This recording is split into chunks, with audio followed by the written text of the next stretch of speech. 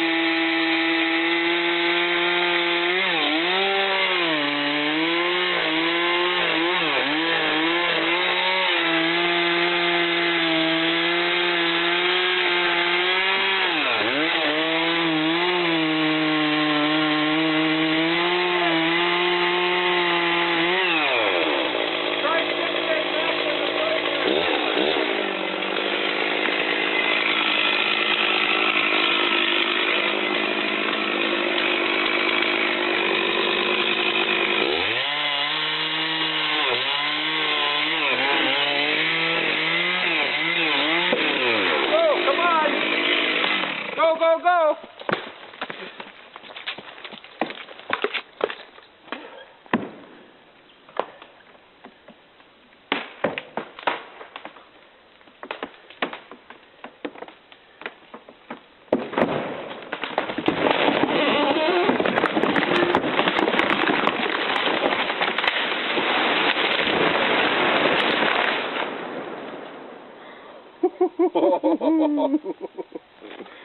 That was awesome.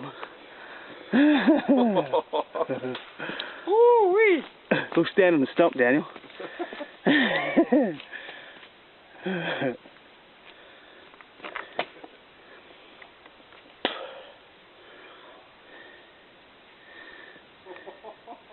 That's huge. Huh? That's huge. I'm still walking on the stump.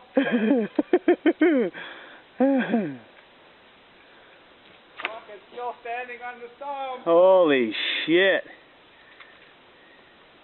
This would seem too dangerous, but then logging is a hard and dangerous work, and these men take pride in their strength and courage. They are the men who fell the trees and get the logs out of the woods so that we may have lumber, for houses, for furniture, for the 1,000 uses of wood. And all in his day's work, over goes the top of this tree. The job of logging is well underway. Donkey engines are brought up to lift the big logs, haul them around and place them on railroad cars. Heavy cables and huge pulleys are needed to lift logs weighing up to 50 tons. The actual felling of a tree begins with the making of a scaffold for the axemen to stand on as they work. Then they begin their cutting their way into trees that may be as old as our civilization.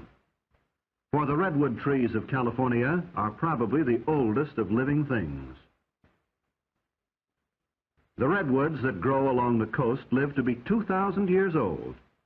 They are young at 350 years, they are mature at 1,000 years, and they reach old age at 1,500 years.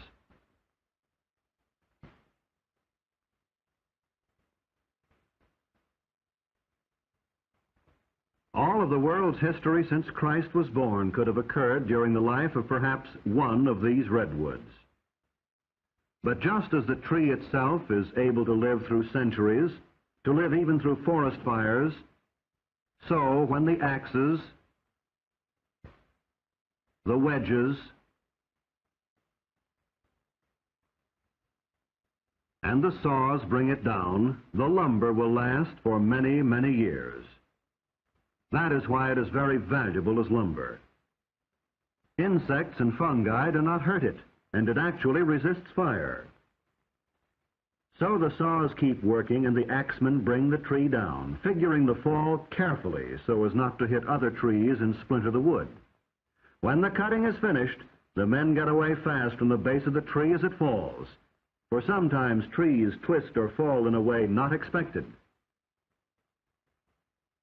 But usually they fall just as the axemen figured, and sometimes the axemen figure very closely, closer than one would imagine. So down they come, some of the world's oldest, biggest, and tallest trees. Trees that grow over 350 feet high. Trees that may be over 20 feet thick at the base. Trees that are so big that more than 20 houses can be made from just one tree. But don't think these giants are being completely destroyed. Many of the oldest and the biggest of the redwoods are being saved. Parks with thousands of acres of redwoods are set aside for our enjoyment.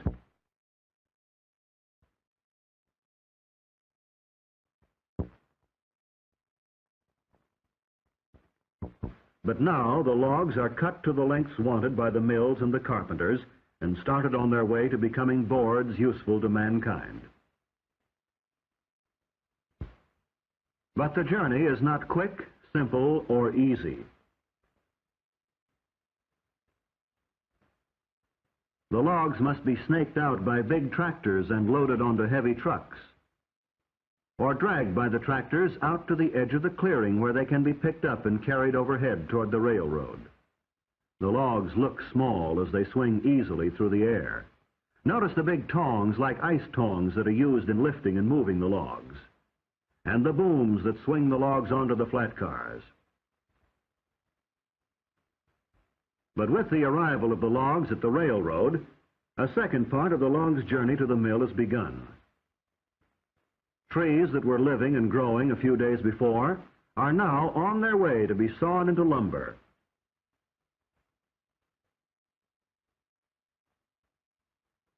These coast redwoods are used for lumber, but there is another species of redwood which is not. It is the redwood of the Sierra Nevada mountains. The scientific name for both is sequoia, the name of a famous Cherokee Indian. The Sierra redwood is even bigger than the coast redwood. It grows to be as much as 40 feet thick at the base, and it lives longer. It may live to be 4,000 years old. Redwoods are today native only to California and a small section of Oregon. But thousands of years ago, they were to be found throughout Europe and Asia. They grew in countries that are now cold, but were at one time warm. Places like Alaska, Iceland, and Greenland. Their history goes back millions of years to the time of the dinosaurs. But here at the sawmill, the redwoods are just big logs that have to be unloaded into the mill pond. And the straight arm that is used in football is found here to be simple and efficient. Trainload after trainload comes to the mill to meet the huge demand for redwood in this country and abroad. The demand for a wood that will not rot, that termites will not eat, that fire cannot easily burn.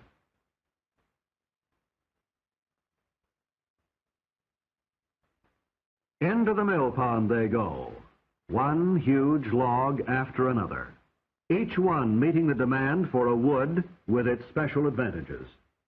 Here are the timbers that won't rot in wet mines, or the railroad ties that won't catch fire when burning cinders fall on them. And here is a mill where the logs are brought from the forest and stored in a mill pond where they can be easily moved.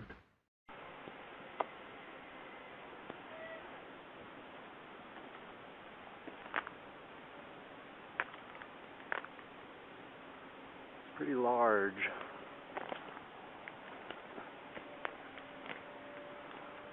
Look up, way up. See, we got a bit of a hang up. There's a 5-foot cedar leaned into her. Hopefully, help push it over.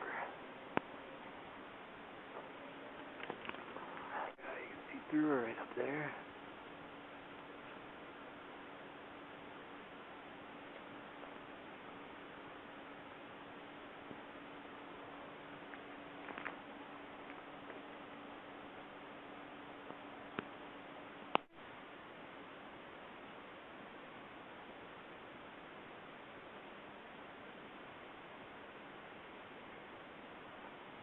smile out of her now.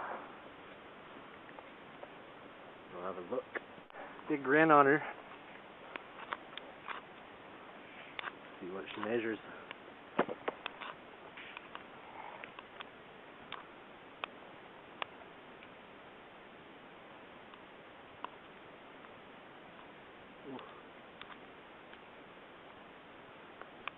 Well, there's 16 feet. The bottom of the flare.